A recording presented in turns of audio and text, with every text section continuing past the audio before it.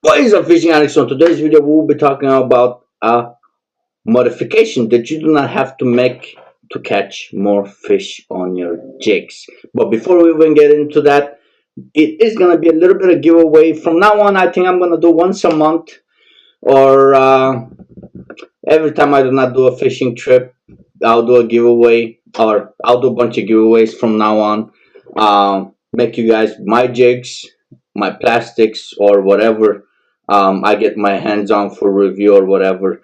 I'll do the I'll do.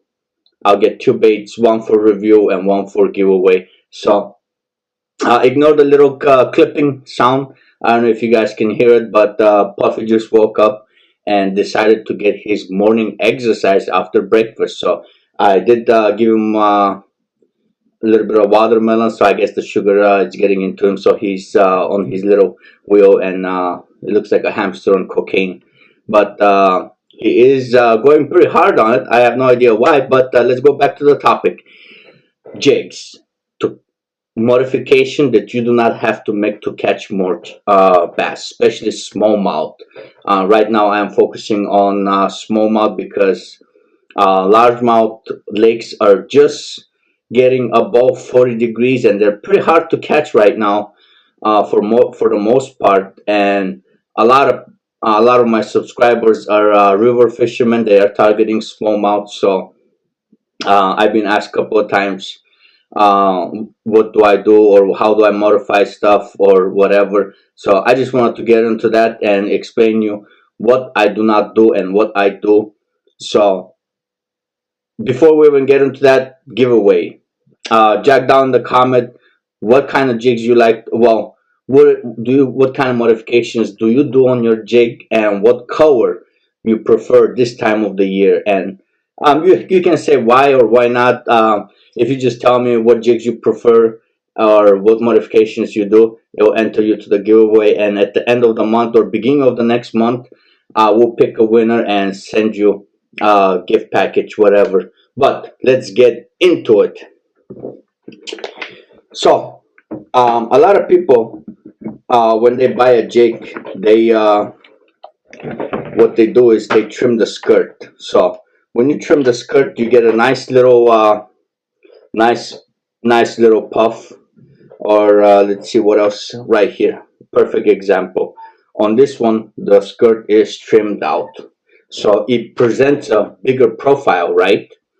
That doesn't mean your jig is not gonna work. It will work, but when you trim the skirt, you create a puff, but also you take away some action from the skirt, because now if you have a longer skirt, you have more movement from the skirt when it's in the water. Especially, I like to use rubber, round rubber or living rubber, whatever it's called, and that provides it still puffs out a little bit, but since it's a longer stream, it has a little bit more movement from inside the water, wherever it's the wind current or natural current, whatever it is, just like uh, a hair jig, right? I have my hair jigs have a little bit longer hair, but that creates additional movement. But we're not talking about hair jigs. We are talking about regular jigs. So I'm trying to find one that I have not modified, but looks like I've been pretty much on all of them. But either way, right here, they can just get tangled. Come on. Okay. We're gonna pick a football head. You see how long that skirt is? So a longer skirt, and this is a football head with a very light wee guard, and look how long it is. So a lot of people will trim it and they'll put a trailer on it. This time of the year, I don't do that. For most of my jigs, I'll trim the skirt, but I will leave some with a longer skirt. This way, when I put a trailer on it, it will still flare out, but these skirts, since they're longer, they will float, and they'll catch the wind current or whatever, and they'll just move. They'll create slightly movement. So when you're dead sticking a bait and you're providing absolutely no action yourself, still the bait, the skirt will move very slightly. It will move, and this will trigger the fish to eat it. Or dead sticking or dragging on the bottom, or slow hops, you hop it and you dead stick it for a couple of seconds. That will give a secondary movement to the skirt, and thus will increase the amount of fish you get. I have been implementing it for the past 2 3 weeks on the water that was almost below 40 degrees, 43, 42 degrees water.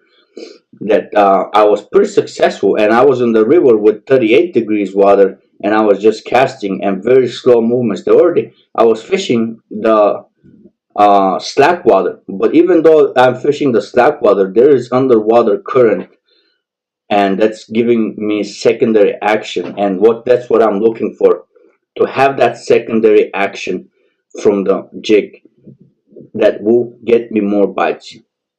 I really am a big, strong believer on that secondary action that gets the bites, instead of just shortening out the skirt.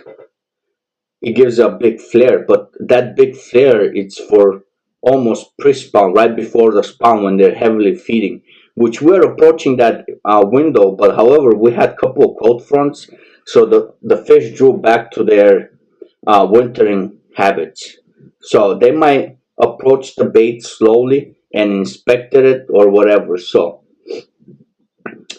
uh, leaving a longer skirt without cutting the skirt will help you out. I know every video you probably watched till this day was one of the modification was, oh, you gotta trim the skirt right before the hook so you can give action with the plastic or whatever.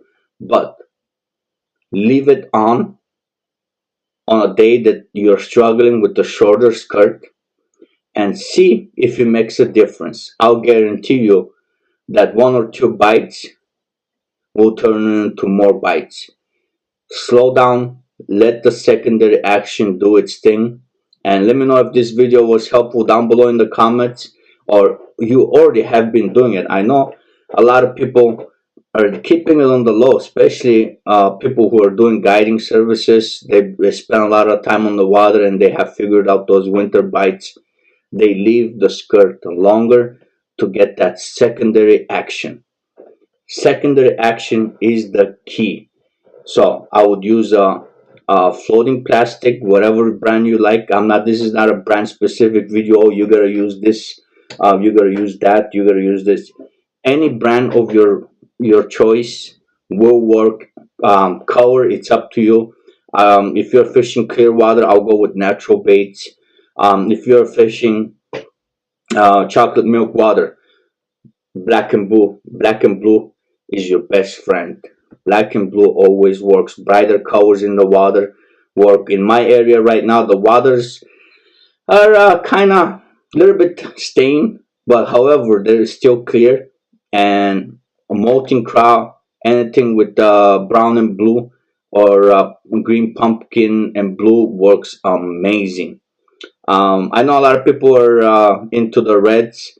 I'm not that big of a fan for smallmouth on the reds. However, largemouth, I know red fire tiger is the key color. But for rivers, what I'm fishing, little jig like this, brown and a little bit of blue in there. That's the molten craw, and it works amazing on my area. If you watch my previous video where I showed the crayfish, how the crayfish looked, it was brown on top, bluish on the bottom, and there's like a little bit of mixture. It looks like a little bit of purplish. There's a little like purple highlight to it. So that's a key in my area to match the hatch to get those extra bites and make my day from good to better, or from not from skunking out to having key bites. So I'm not gonna make the video that long, guys. I hope this information was helpful, and please don't forget to add some scent into it. When you're fishing on colder water and you slow down, The fish come up, inspect, and smell the bait. Do not overwhelm your bait with a lot of scent. Just a tiny bit goes a long way. Just a tiny bit goes a long way. And here's little Puffy with his little intro doing some exercises. Take a look at this. Come on, Puffy, don't be shy. There we go. Come on. Okay. Puffy wants to say hello. Did his exercise. Going back on it. There you go. Go, Puffy, go.